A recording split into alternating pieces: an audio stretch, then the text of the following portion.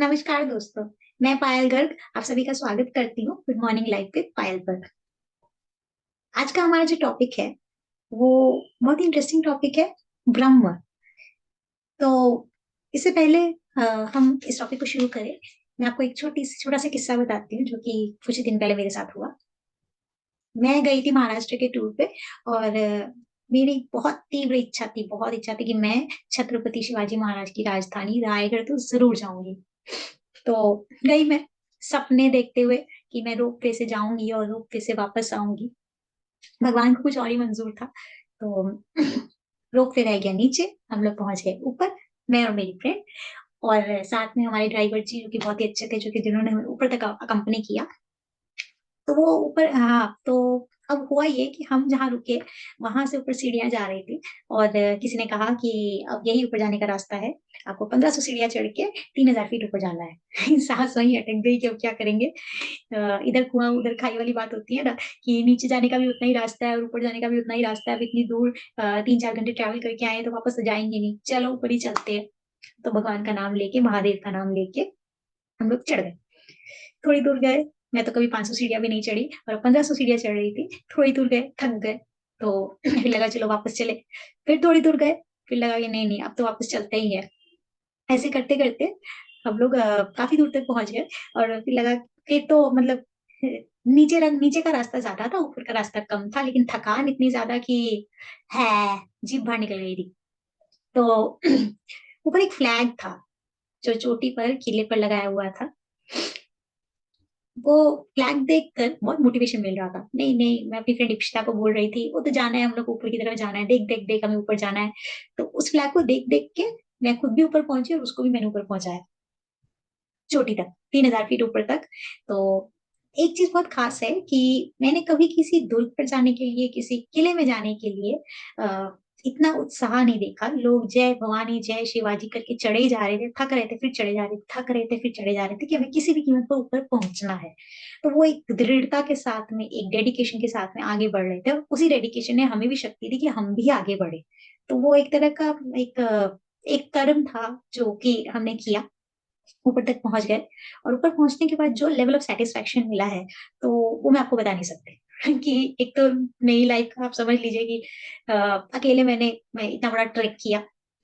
मतलब पहले तो मम्मा पापा के साथ मंदिरों के दर्शन किए हैं, लेकिन अकेले कभी इतना बड़ा ट्रैक किया नहीं है। मुझे बहुत खुद पर खुद बहुत प्राउड फील हो रहा था। लेकिन अगले दिन मेरे पाँव में दर्द तक नहीं हुआ, इतना ऊपर चढ़ने के बाद। तो वो एक बहुत एक डिवाइन टाइप की फीलिंग थी। तो जिसके साथ मैं ऊपर चढ़ी और उसके नीचे भी आई, तो छत का एक चीज समझ में आई कि महाराष्ट्र में शिवाजी महाराज का बहुत रुतबा था, है और रहेगा। उनकी जगह कोई नहीं ले सकता। और मैं आपको ये कहानी क्यों सुना रही हूँ, वो मैं इस एपिसोड में आगे बताऊंगी। शुरू करें एपिसोड? चलिए, तो आज हम करेंगे चैप्टर 4 ज्ञान योग का 24 से 28 श्लोक, और जिसका केंद्र है, समरी है, ब्रह्म। तो शुरू करते हैं एपिसोड, चलिए। ब्रह्मार्पणं ब्रह्माहविर्ब्रह्माग्नौ ब्रह्मणाहुतम् ब्रह्मेवातेन गन्तव्यं ब्रह्मा कर्म समाधिना। तो 24 श्लोक में श्री कृष्ण कहते हैं कि जिस यज्ञ में अर्पण अर्थात ध्रुवा आदि भी ब्रह्म है, और हवन किए जाने योग्य द्रव्य भी ब्रह्म है, तथा ब्रह्म रूप कर्ता के द्वारा ब्रह्म रूप अग्नि में आहुति देना रूप क्रिया भी ब्रह्म है, उस ब्रह्म कर्म में स्थित रहने वाले योगी द्वारा प्राप्त किए जाने वाले फल भी ब्रह्म ही है। मतलब यज्ञ में पड़ने वाली आहुति, सामग्री और यूज किए जाने वाले बाकी के पदार्थ, द्रव्य, सबको श्री कृष्ण ब्रह्म कह रहे हैं। मतलब या कहने का मतलब ये है, कहने का वो ये कहना चाहते हैं कि जो यज्ञ है उसकी तुलना उन्होंने कर्म से की है। सॉरी, कर्म की तुलना उन्होंने यज्ञ से की है। कि जो हमारा जो कर्म है, उसमें उसी को आप यज्ञ के रूप में लीजिए और आगे बढ़िए, और उसमें पड़ी जाने वाली आहुति, सैक्रिफाइसेस, और उसमें उसमें पड़ने वाली सामग्री, यानी सबसे बड़ा सामग्री उस आपके किसी कर्म में क्या होता है, आपका टाइम, आपका डिवोशन, आपका टाइम, आपका एफर्ट जो है, आप जो मेहनत करते हो वो आपकी सबसे बड़ी सामग्री है। वो सब ब्रह्म है। यहाँ ब्रह्म का मतलब जो है वो है सबसे बड़ा सत्य। मतलब इस सृष्टि पर जो भी है वो ब्रह्म है। ब्रह्म मतलब यूनिवर्स है, वो ब्रह्म है। चिड़िया, पेड़ पौधे जो कि भगवान के बनाए हुए हैं, परम तत्व है, ये सब ब्रह्म है। तो यहाँ वो यज्ञ में पड़ने वाली हर चीज को ब्रह्म कह रहे हैं। मतलब कर्म के रास्ते में जो कुछ भी आएगा वो सब ब्रह्म है, तो हम उसको नकार नहीं सकते। हमें उसको मानकर ही, उस परम सत्य को मानकर ही आगे चलना है, दृढ़ता के साथ में, डेडिकेशन के साथ में, कि हम इसको झुठला नहीं सकते हैं, हमें ये मानना है और हमें आगे बढ़ के अपने लक्ष्य की प्राप्ति करनी है। तो यही वो कहना चाहते हैं। और यही मैंने कहीं ना कहीं रायगढ़ में भी देखा। जो हमारा जो सैक्रिफाइस यानी मतलब उस दिन तो मेरा सैक्रिफाइस सबसे बड़ा मेरी ट्रेन ही थी, जो कि छूटने वाली थी, लेकिन मुझे कोई फिक्र नहीं थी क्योंकि मुंबई वापस पहुंच के मुझे ट्रेन लेनी थी। तो मुझे लग ही नहीं रहा था कि ट्रेन आज मेरी मुझे मिलने वाली है, पर मुझे कोई चिंता नहीं थी। मुझे सिर्फ वो ऊपर ऊपर जो फ्लैग था ना वो दिखाई दे रहा था कि मुझे वहां तक पहुंचना है। तो वो जो डेडिकेशन है, वो डेडिकेशन कहीं ना कहीं ब्रह्म है। तो यही श्री कृष्ण कह रहे हैं। आगे चले, चलिए।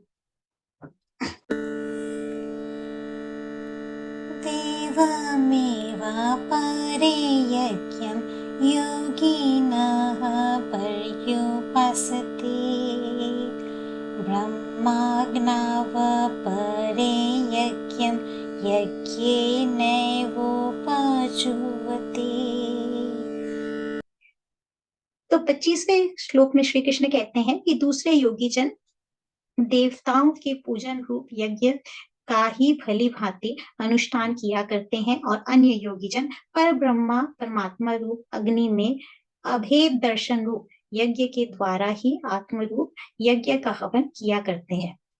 इसका मतलब ये है कि आप किसी भी देवी देवता का यज्ञ कीजिए, चाहे आप दुर्गा माँ का कीजिए, आप महादेव का कीजिए, आप विष्णु भगवान का कीजिए, आप काली माँ का कीजिए, आप सरस्वती माँ का कीजिए, आप किसी भी देवी देवता का यज्ञ कीजिए, या फिर आप कोई कर्म कीजिए, उस कर्म को ही यज्ञ मान लीजिए। बात उसकी एक ही है। लेकिन आप ये सोच सकते हैं कि मतलब उस कर्म में आपको अपना पूरा एफर्ट देना है, जी जान देना है, तभी आप जो है कहीं ना कहीं जो है आप उस ईश्वर से और परमात्मा से उस कर्म के द्वारा मिल सकते हैं। अगर आपका कर्म जो है वो, अगर आप और आप उसको अगर यज्ञ के रूप में आप देखना चाहते हैं, तो कहीं ना कहीं उसमें कोई एक ना एक पब्लिक इंटरेस्ट जरूर होना चाहिए, वरना वो सिर्फ काम बन के रह जाएगा, वो कर्म नहीं बनेगा। तो यही वो कहना चाहते हैं। आगे बढ़े 26वें श्लोक की तरफ, चलिए। श्रोत्रादीनिन्द्रियाण्यन्ये संयम्याग्निषु जुह्वति शब्दादीन् विषयानन्य इन्द्रियाग्निषु जुह्वति। तो श्री कृष्ण कहते हैं कि अन्य योगी जन श्रोत्र आदि समस्त इंद्रियों को संयम रूप अग्नि में हवन किया करते हैं, और दूसरे योगी लोग शब्द आदि समस्त विषयों को इंद्रिय रूप अग्नि में हवन किया करते हैं। मतलब संयम को अग्नि बनाना और इंद्रियों को अग्नि बनाना, दोनों में बहुत फर्क है।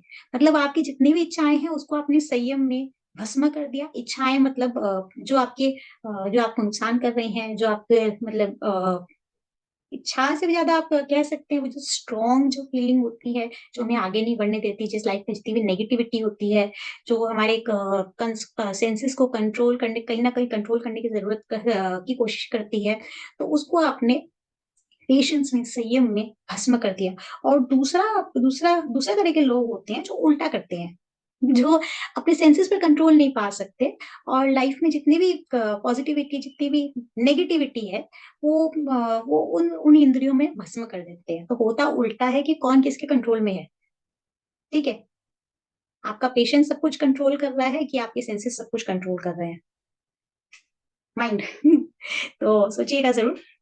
आगे बढ़ते हैं 27वें श्लोक की तरफ, चले।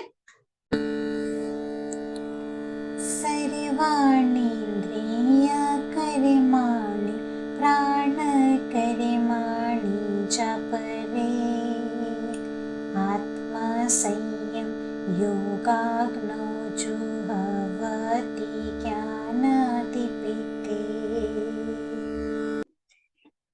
तो दूसरे योगी जन इंद्रियों की संपूर्ण क्रियाओं को और प्राणों की समस्त क्रियाओं को ज्ञान से प्रकाशित आत्म संयम योग रूप अग्नि में हवन किया करते हैं। तो नॉलेज, ज्ञान, जैसे कि हम 4th चैप्टर कर रहे हैं ज्ञान योग का, कि हमें उसी चीज से डर लगता है जो हम जानते नहीं है।